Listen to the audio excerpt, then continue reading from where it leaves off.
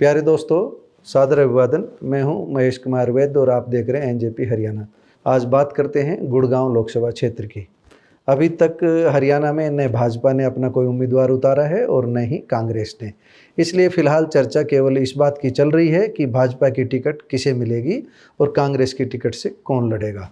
हम बात कर रहे हैं गुड़गांव लोकसभा की। अहम सवाल यही है कि क्या वर्ष 2019 की तरह भाजपा के राव इंद्रजीत सिंह और कांग्रेस के कैप्टन अजय सिंह यादव के बीच ही मुख्य मुकाबला होगा या इस बार चौंकाने वाले चेहरे मैदान में आएंगे। पहले अपनी बात। राजनीति में कई बार उलटफेर होते रहे हैं, हम भी किसी बड़े उलटफेर से इनकार नहीं कर रहे हैं, लेकिन हमारे विचार से गुड़गांव लोकसभा से इस बार भी भाजपा राव इंद्रजीत सिंह को ही चुनाव मैदान में उतारेगी।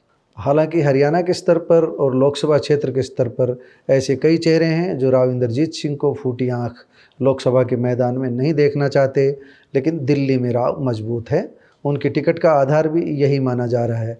16 फरवरी को जब तक प्रधानमंत्री नरेंद्र मोदी ने रेवाड़ी की धरा पर पहुंचकर माजरा एम्स का शिलान्यास नहीं कर दिया था, तब तक राव के टिकट पर संशय मानने वालों की संख्या काफ़ी अधिक थी। लेकिन मोदी ने जिस अंदाज में राव को अपना मित्र बताकर वह उन्हें एम्स का सबसे बड़ा पैरोकार बताकर श्रेय दिया, उससे अब विरोधी भी ये मानने लगे हैं कि राव की टिकट पर भाजपा का कैंची चलाना आसान नहीं है। वैसे जो लोग भाजपा की रीति नीति को समझते हैं उन्हें पता है कि नरेंद्र मोदी की बनारस जैसी कुछ विशिष्ट लोकसभा सीटों को छोड़कर अधिकांश सीटों पर एक से अधिक दावेदारों के पैनल बनाए जाते हैं।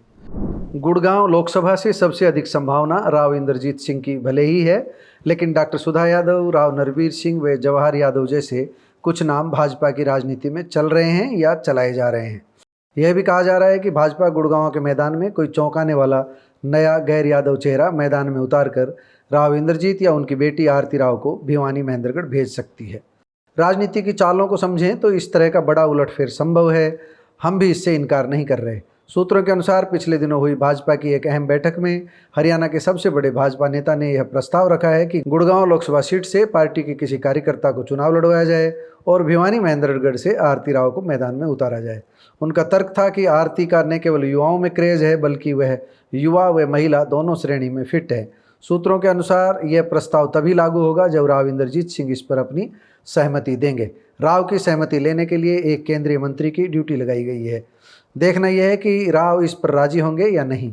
पार्टी हाईकमान और प्रदेश नेतृत्व के बीच इस बात पर सहमति है कि अधिक से अधिक लोकसभा सीटों पर युवाओं व नए चेहरों को उतारा जाए।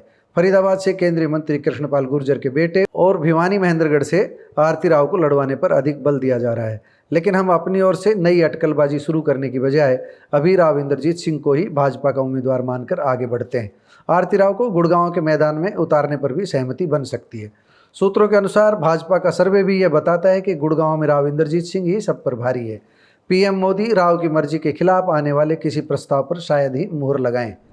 आइए कांग्रेस की बात करते हैं। कांग्रेस में कैप्टन अजय सिंह यादव ने चुनाव लड़ने से सार्वजनिक रूप से इनकार जरूर कर दिया है, लेकिन हाईकमान ने चाहा तो फिर कैप्टन ही इकरार करने के लिए आगे आ जाएंगे।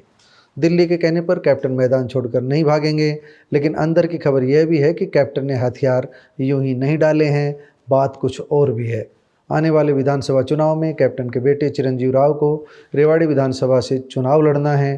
कैप्टन नहीं चाहते कि वह टिकट का टकराव मोल लेकर बेटे की राजनीति के लिए नए दुश्मन पैदा करें। कैप्टन टिकट की दावेदारी छोड़कर नुकसान में नहीं रहेंगे, उनकी योजना बहुत गहरी रहती है। जो लोग कैप्टन के टिकट काटने या कटवाने की बात कर रहे हैं, उनके लिए हम ये कहना चाहेंगे कि आज के कैप्टन उस स्थिति में नहीं है जब उनकी टिकट पर कोई कैंची चला दे। लालू यादव का समधी होना भी कैप्टन के लिए एक प्लस पॉइंट है। टिकट पर दावेदारी छोड़ने के पीछे कैप्टन की ऐसी राजनीति है जो अधिक स्पष्ट होकर जल्दी ही सबके सामने आएगी। अब सवाल उठता है कि कैप्टन नहीं तो कौन? क्या कैप्टन यादव के ही गांव सहारनवास रेवाड़ी में जन्मे योगेंद्र यादव? जिस तरह योगेंद्र यादव पिछले कुछ समय के दौरान राहुल गांधी के नज़दीक पहुंचे हैं, उससे इस संभावना को बल मिलता है। राहुल की पहली भारत जोड़ो यात्रा के दौरान नूह की जनसभा में उन्हें जिस तरह राहुल गांधी ने मंच पर जगह दी थी, उससे उनके चुनाव लड़ने की संभावना मानी जा रही है। नूह जिला गुड़गांव लोकसभा क्षेत्र में ही शामिल है। जब स्वराज इंडिया के गठन से पूर्व योगेंद्र यादव आम आदमी पार्टी से जुड़े हुए थे, तब उन्होंने गुड़गांव लोकसभा सीट से चुनाव भी लड़ा था और लगभग 75,000 वोट लिए थे। वर्ष 2014 और 2019 के लोकसभा चुनाव में किसे कितने वोट मिले थे, इसे आप अपनी स्क्रीन पर आगे देख सकते हैं। वर्ष 2014 के मुकाबले 2019 में कांग्रेस ने बेशक अधिक वोट लिए, लेकिन भाजपा ने 2014 के मुकाबले बड़ी छलांग लगाई। 2019 में भाजपा के राव इंद्रजीत सिंह ने रिकॉर्ड 60.94% मत लेकर कुल 8,81,586 वोट प्राप्त किए थे, जबकि कांग्रेस के कैप्टन अजय सिंह यादव ने 34.24% वोटों के साथ कुल 4,95,290 वोट प्राप्त किए थे। वोटों के गणित को यहीं विराम देते हैं, क्योंकि आप अपनी स्क्रीन पर सबकी ताकत देख चुके हैं, कौन कितने पानी में रहा यह सब देख चुके हैं। हम योगेंद्र यादव की बात कर रहे थे। योगेंद्र यादव ने कुछ माह पूर्व एनजेपी से बातचीत में यह स्वीकार किया था कि वह 2024 का लोकसभा चुनाव नहीं लड़ेंगे। आप पहले उस समय दिए गए योगेंद्र यादव के साक्षात्कार की वह बात सुनिए, जिसमें उन्होंने 2024 का लोकसभा चुनाव लड़ने से स्पष्ट इनकार किया था। पहले इंटरव्यू के अंदर मैं आपको आराम से यहाँ बैठ के घोषणा कर सकता हूँ, मुझे 2024 का लोकसभा चुनाव नहीं लड़ना है। अगर उस समय कहीं योगेंद्र यादव की बात को सही माने तो कैप्टन की तरह योगेंद्र यादव भी चुनाव नहीं लड़ेंगे। ऐसी स्थिति में क्या होगा? अब नई संभावना इस बात की बन रही है कि इस बार कांग्रेस रेवाड़ी के किसी नेता की बजाय गुरुग्राम, बादशाहपुर या सोहना से किसी नेता को चुनाव मैदान में उतारे। गैर यादव नेताओं में जितेंद्र भारद्वाज का नाम गंभीरता से चर्चा में आया है। गुरुग्राम में रह रहे भारद्वाज का सोहना व बादशाहपुर के कांग्रेसियों में अच्छा सम्मान है। उनकी गिनती भूपेंद्र सिंह हुड्डा के चहेतों में भी होती है। लेकिन इतना सब कुछ होने पर भी पार्टियां जातीय समीकरण जरूर देखती है। जितेंद्र भारद्वाज का हुड्डा विरोधी खेमे में विरोध भी है, और सबसे बड़ी बात जातीय समीकरण की है। लंबी चौड़ी बातें करने के बाद भी हमारा ये मानना है कि कैप्टन यादव के अब भी मैदान में आने की संभावना बनी हुई है। उन्हें महेंद्रगढ़ के विधायक राव दान सिंह की गुरुग्राम में सक्रियता बढ़ने पर दिक्कत थी, वह दिक्कत दूर हो चुकी है। दान सिंह अब गुड़गांव से टिकट के लिए प्रयासरत नहीं है। एनजेपी उन्हें गुरुग्राम की बजाय भिवानी महेंद्रगढ़ का दावेदार मानकर चल रहा है। ध्यान रहे, हम उम्मीदवार नहीं दावेदार बता रहे हैं।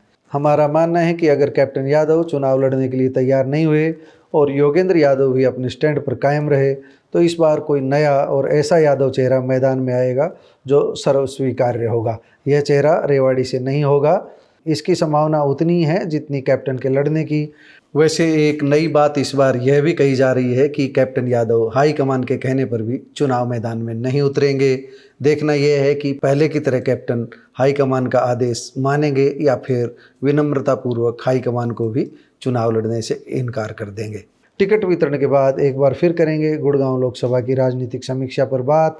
आज इतना ही। नमस्कार।